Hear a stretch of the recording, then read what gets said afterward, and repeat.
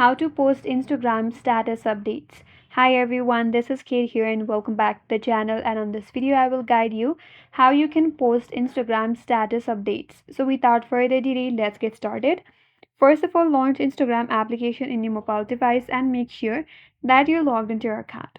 So as of the latest update, the status updates feature in Instagram is referred to as notes in your DM.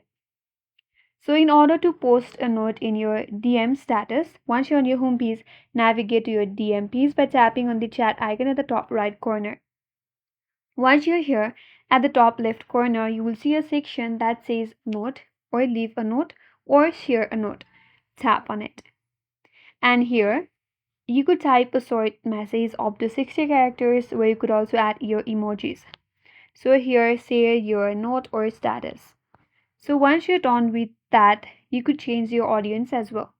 Tap on followers to follow back, and from here you could either change to close friends or followers to follow back. Once you're done with that, tap on share, and then your notes or your status will be posted in your Instagram DMs.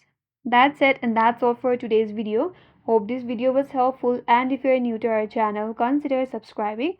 Thank you for watching and stay tuned for more videos.